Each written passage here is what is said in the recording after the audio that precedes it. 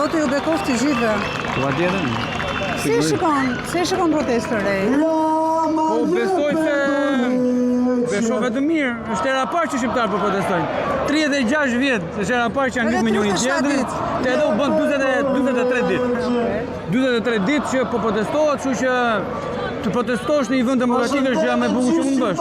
Sidomos në formën paqësorë si shqiptarët po e bëjnë.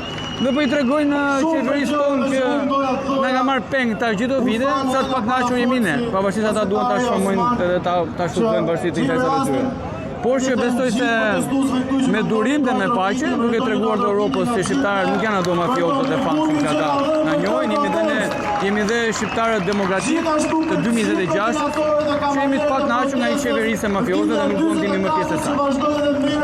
Revolucioni Flamingo sigurisht që ka patur edhe një jehon në media ndërkombëtare, në kancelarinë kombëtare.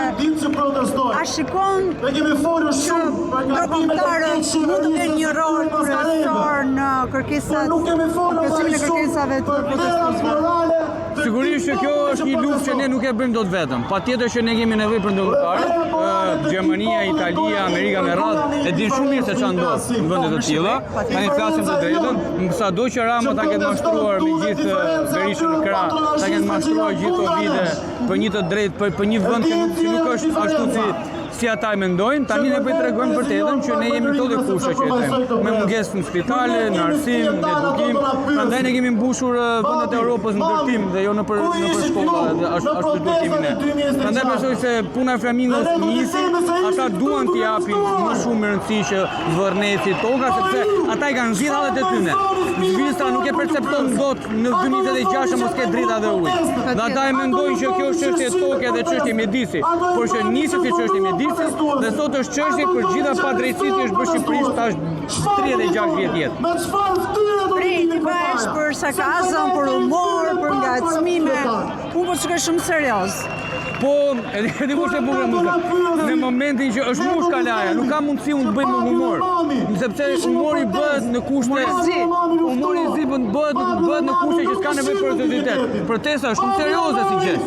Se kjo është vërtet momenti jon i parë që neve t'i tregojmë Europës dhe botës, ore vëlla, Shqipëria është mbytur nga ata tash 36 vjet. Prandaj nuk mundem dot të bëj humor, kanë ngesur. Frymëzimi unë lash Italinë dhe Gjermaninë, lash një vend që kanë tash 5 vjet që mora fëmijën për ta edukuar jashtë, për t'i dhënë një shtëpi jashtë, me artin tim, me komeditë, me video që kanë realizuar.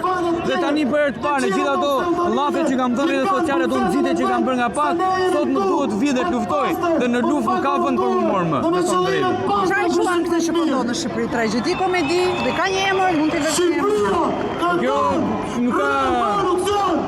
nuk është tragjedi komedi, më se njerëzit po vuajnë nga kjo situatë, nuk kanë ndaluar vuajtjet e njerëzve.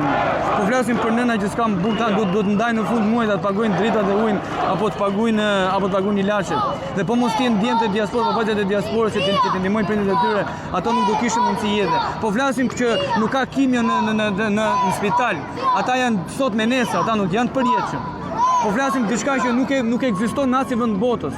Nuk mund të se do në një vend si Europa nuk mund të ekzistojë dot, sigurisht edhe njerëzit do kalojnë.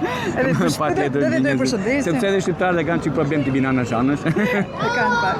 Kështu që janë shumë gjëra që janë shumë e hidhur, nuk e shoh as si tragjedi, sepse na mor jeta, me thënë drejtë.